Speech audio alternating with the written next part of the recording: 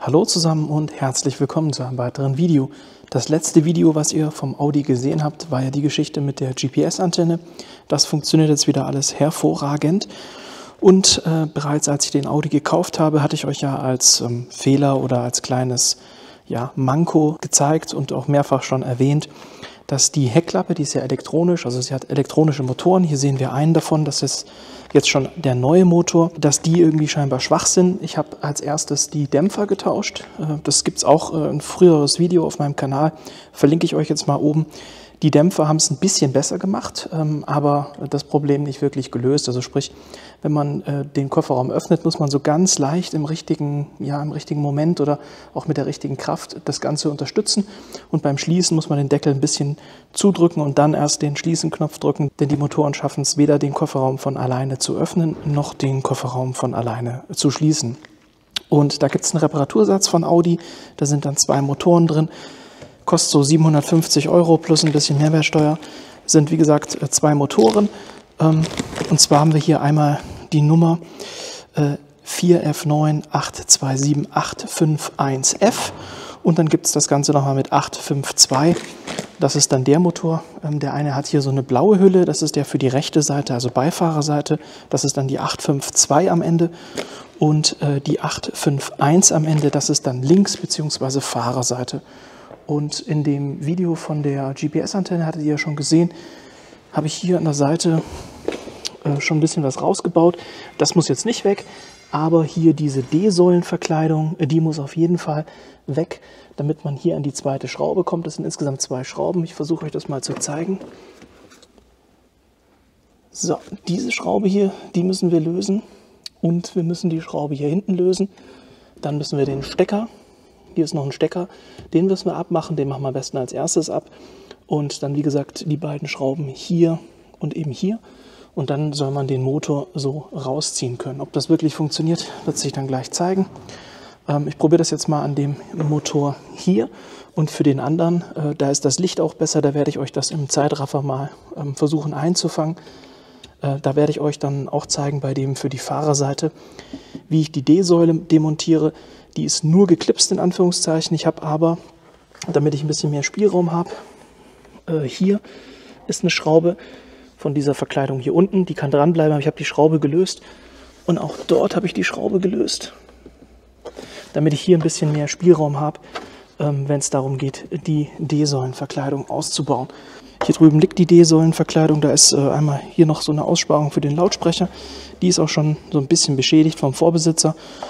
Und wenn wir uns das anschauen, ist die eben zum einen mal geschraubt. Hier ist eine Schraube und dort ist eine Schraube. Das bedeutet, wenn wir an den Kofferraum denken, hier oben, das ist dann sozusagen dieses mittlere Teil von der Heckklappenblende, das haben wir ja ausgebaut. Darunter ist eine Schraube und unten, wie gesagt, diese eine Schraube, die ich euch gezeigt habe, ja, auch am Ende der D-Säule, ich zeige es gleich nochmal im Auto, da ist auch nochmal eine Schraube. Die beiden Schrauben lösen. Dann ist das geklipst, wie gesagt, hier in der Nähe von dem Lautsprecher und einmal oben ungefähr auf der gleichen Linie sind die Klipse. Da rausziehen und dann muss man das nach hinten raus. Ich versuche das hier jetzt nochmal zu zeigen. Hier ist, wie gesagt, diese eine Schraube im unteren Teil. Da sitzt die Schraube. Hier. Genau hier am Ende von der D-Säulenverkleidung. Die Schraube müsst ihr lösen. Und eben die Schraube hier unten. Hier kann man das jetzt gut sehen. Hier haben wir kein Gegenlicht. Da geht das gut. Und dann, wie gesagt, die Verkleidung so nach innen ziehen und dann nach hinten raus. Die muss halt hier über diese Gummikante hinweg. Wie gesagt, im Idealfall auch diese Verkleidung hier so ein bisschen rausholen, damit das dann geht. Aber das seht ihr dann gleich im Zeitraffer. Ich probiere jetzt mal den Motor zu wechseln und wenn das einigermaßen gut funktioniert, wie gesagt, zeige ich euch das im Zeitraffer für die Fahrerseite. So, ich habe den Motor an der Beifahrerseite jetzt getauscht. Es ging eigentlich relativ problemlos. Es war eine kleine Sache, die ich nicht gleich umrissen habe. Und zwar, das ist ja jetzt der alte Motor und da ist es so, hier an diesem Antriebsstück, was sozusagen ja nachher die eigentliche Antriebseinheit ist, also sprich, hier sitzt ja der Motor, ne, hier in diesem Teil und das hier vorne ist dann sozusagen die Antriebswelle, nenne ich es jetzt mal. Und da ist hier so eine kleine Lagerbuchse drin. Und die war sozusagen im Fahrzeug verblieben an der Heckklappe. Und der neue Austauschmotor oder halt der Reparatursatz mit dem neuen Motor hatte natürlich auch eine Lagerbuchse. Und die war natürlich im Motor drin. Und das habe ich erst nicht gesehen gehabt, dass die Lagerbuchse sozusagen im Fahrzeug verblieben ist. Und dann hatte ich den neuen Motor nicht reinbekommen. Also am Ende sitzt das hier so drauf und dann ist die Lagerbuchse hier drauf, damit das nachher alles sauber laufen kann. Hier hinten ist nochmal so ein kleiner Zapfen oder so ein Dorn, der das Ganze stabilisiert. Aber sprich, wie gesagt, ich hatte übersehen, dass diese Lagerbuchse noch im Fahrzeug oder an dieser Halterung am Fahrzeug war. Da also den Hinweis für euch, wenn ihr das auch tauscht, erstmal kontrollieren, wenn ihr den alten Motor rausgenommen habt, dass ihr sowohl diesen Schwenkarm, der direkt an die Heckklappe ansetzt, also an das Scharnier der Heckklappe sitzt der, denn der bewegt nachher das Scharnier der Heckklappe, dass da eben diese Lagerung oder diese Hülse raus ist. Und jetzt hätte ich gesagt, schauen wir einmal am Fahrzeug. Ich habe jetzt hier den Strom wieder angeschlossen. Das Ganze ist auch wieder verbaut, hier eben mit dem neuen Arm, der neue Motor. Und jetzt zeige ich euch das mal sozusagen von unten. So, der Motor ist jetzt wieder verbaut und auf der Beifahrerseite scheint es sogar ein bisschen schwieriger zu sein, habe ich jetzt festgestellt, denn hier verläuft nochmal so ein Kabel, das auch da oben nochmal eingeklipst ist. Das heißt, das gibt es auf der Fahrerseite gibt es das nicht. Da kommt man also einfacher hin, den Motor rein oder rauszuziehen. Das zeige ich euch gleich im Zeitraffer. Bedeutet also, sprich, wenn ihr auf der Beifahrerseite den wechselt, ist es ein bisschen schwieriger mit dem Motor, den da einzufädeln. Und wie gesagt, ihr habt die zwei Schrauben, diese Schraube hier, ich lege das Licht mal so hin, diese Schraube hier und dort hinten die Schraube, die löst ihr, dann fällt der Motor noch nicht raus. Als erstes habt ihr natürlich den Stromstecker abgesteckt, hatte ich ja erwähnt. Wie gesagt, die beiden Schrauben lösen und dann könnt ihr den Motor hier so nach hinten vorsichtig rausziehen. Wichtig ist, der hat da oben, wie gesagt, ist der mit so einem Dorn nochmal gegengekontert im Scharnier und dieser Greifarm, der muss eben hier um das Scharnier herumgreifen. Das heißt, das ist ja hier wie so eine Art Zange und die schiebt ihr auf das Scharnier drauf und wird dann mit der Schraube arretiert. Wichtig ist auch, wenn ihr den Motor einsetzt, ihr seht das jetzt hier, dass der Motor oberhalb von diesem Halter sitzt. Also man könnte ja theoretisch auch das Ganze unterhalb ansetzen, aber wichtig ist, dass der Motor hier oben auf dem Halter aufliegt und ihr es dann festschraubt. Das war dann schon der ganze Zinnober, also die zwei Schrauben, der Stecker und dann eben nach hinten rausziehen und dann wieder reinstecken. Wie gesagt, was ich bei mir noch hatte, da war hier auf dieser Welle, wo die Antriebseinheit ist, da war, wie gesagt, noch die alte Hülse drauf. Und deswegen ging erst der neue Motor nicht drauf, weil natürlich zwei Hülsen nicht funktionieren. Ja, das war der ganze Zauber. Jetzt lasse ich einmal den Zeitraffer mitlaufen von der anderen Seite. Und dann könnt ihr einmal sehen, wie das Ganze aussieht mit Verkleidung abnehmen und eben Motor tauschen.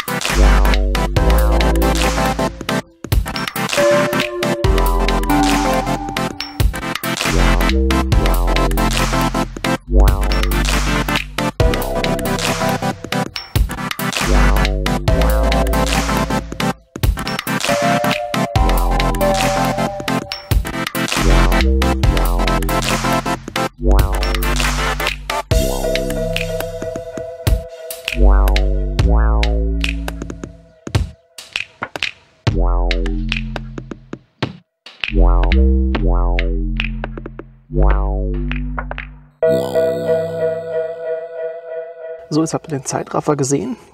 Hier an der D-Säule, da ist es tatsächlich ein bisschen schwierig, das Ganze rauszubekommen, weil sich das da unten hier an der Kante immer so ein bisschen verkeilt.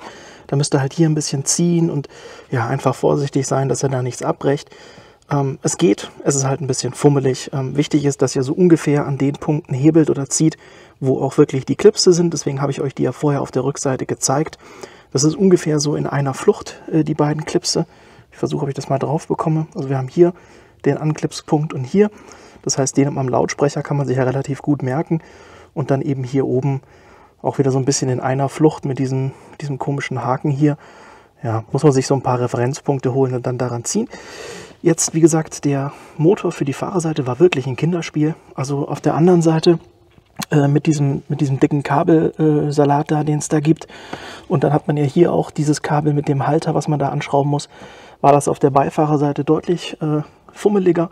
Hier war wirklich super angenehm. Also das ist total wartungsfreundlich. Hier, wie gesagt, habe ich jetzt wieder die lange Schraube eingedreht. Ich hatte die erst falsch angesetzt, aber ich habe es ja dann noch rechtzeitig gemerkt. Hier kommt die lange Schraube rein, die diesen, wie gesagt, Greifarm über das Scharnier hier setzt. Dann ist da oben wieder dieser Dorn mit eingehakt ins Scharnier, damit sich das Ganze so ein bisschen abstützen kann. Dann haben wir hier unsere eigentliche Antriebseinheit. Wie gesagt, hier ist es auch noch befestigt und dann eben den Stecker wieder angeschlossen. Jetzt kommt aber das Spannendste, ob das überhaupt irgendwas gebracht hat. Also ihr wisst jetzt, wie es geht. Ob das jetzt wirklich was hilft oder nicht, sehen wir jetzt gleich, wenn ich den Kofferraum einmal zu schließen bzw. zu öffnen versuche. So, bevor ich jetzt wieder alles zusammenbaue, also hier mit den Verkleidungen und so, wie gesagt, will ich das einmal testen. Außerdem noch ein kleiner Fun-Fact. Hier bei dem Anschlussstecker auf der Beifahrerseite haben wir hier so ein Entriegelungsnäschen, was wir rausziehen müssen. Und da haben wir hier unten den Pin oder die Nase, wo wir drücken müssen, um den Stecker zu lösen und dann rauszuziehen. Ja, und da haben wir das nicht. Also kein Verriegelungsnäschen und nichts, ganz andere Konstruktion. Da ist der Pin zum Drücken hier außen. Also nur für euch als Info. Fand ich interessant, als ich den lösen wollte. So, und jetzt kommt aber der spannendste Teil. Das Wechseln war ja alles relativ schmerzlos. Ich würde fast sagen, hat Spaß gemacht. Also das war jetzt wirklich unkompliziert und kein großes Gefummel. Jetzt kommt aber der interessante Teil. Schließt er denn jetzt auch einwandfrei von alleine? Oh, ist das geil. Ist das geil. Ich bin da jetzt bestimmt ein Jahr lang mit dieser kaputten Heckklappe rumgefahren und immer musste ich da so leicht unten gegenhalten und krass, sie geht einfach zu. Okay, ich probiere sie mal zu öffnen. Mega. Mega. Okay, cool. Das hat echt Spaß gemacht. Also die Reparatur kann ich wirklich nur jedem empfehlen. Das ist mega. Das ist befriedigend. Das ist kein blödes Rumgefummel. Man kommt hier relativ gut ran. Wie gesagt, da mit dem Kabel ist nicht so ganz geil. Aber das hier drüben, das könnte ich den ganzen Tag machen. Dieses Ding rausbauen und wieder reinsetzen. Ja, super geil. Okay, also fantastisch. Hätte ich gar nicht damit gerechnet, dass das so dramalos und ohne große Komplikationen funktioniert. Super, jetzt haben wir in dem einen Video gesehen, wie ich die GPS-Antenne repariert habe und wie ich sie auch prompt wieder verkratzt habe. Ne, super, danke Fabian, du bist ein Genie. Gut, aber sie funktioniert, das ist das Wichtige. Sieht auch gar nicht so schlecht aus. Das mit den Kratzern ist natürlich nicht so geil, aber who cares? Hauptsache es funktioniert. Jetzt geht auch die Heckklappe wieder. Megamäßig. Als nächstes steht der Keilriemen an, die Ölwanne, das Automatikgetriebe nochmal sozusagen, die Ölwanne abnehmen vom Automatikgetriebe, den Filter nochmal wechseln. Die Auspuffhalter, das ist ja auch schon so eine Sache, der ist immer noch so ein bisschen schief auf der einen Seite. Ich weiß nicht, ob man das erkennen kann. Seitdem ich den Auspuff verbaut habe, ist er an der einen Seite ja viel näher dran als an der anderen. Und da möchte ich demnächst dann die Auspuffhalter tauschen. Ich habe mir jetzt auch nochmal eine andere Hebebühne bestellt. So eine Scherenhebebühne, die fährt nochmal ein bisschen höher. Ich hatte erst an eine 4-Säulen-Hebebühne gedacht, aber da bräuchte ich dann einen Gabelstapler und alles habe ich nicht. Deswegen ist es jetzt eine Scherenhebebühne geworden. Mal schauen, vielleicht kann ich dann das mit der Ölwanne oder dem Getriebe oder mit den Auspuffhaltern mal sehen. Je nachdem, wann dann die Scherenhebebühne kommt, kann ich entweder das mit der Motorölwanne oder dem Keilrippenriemen oder das mit dem Automatikgetriebe oder das mit dem Auspuff. Irgendwas werde ich auf jeden Fall auf der neuen Scherenhebebühne dann machen können. Da freue ich mich schon drauf. Die fährt nochmal höher. 1 Meter geht dann da. Ist dann auch für mich einfacher, mit meinem Rücken da unten drunter zu kommen und wieder raus. Aber ja, hervorragend. Ich bin super happy. Ich baue jetzt den Rest hier nochmal zusammen. Am Ende mache ich dann nochmal eine kurze Aufnahme, wie das alles wieder zusammengebaut aussieht. Das einzelne Zusammenpuzzeln zeige ich euch jetzt nicht. Das ist ja unspektakulär, einfach umgekehrte Reihenfolge. Wie gesagt, super schöne Arbeit, einfach zu wechseln. Ich hoffe, es war was Hilfreiches für euch dabei. Würde mich freuen, wenn ihr auch im nächsten Video wieder mit einschaltet. Bis dahin euch eine gute Zeit und jetzt noch viel Spaß bei den Impressionen, wie es zusammengebaut wieder aussieht.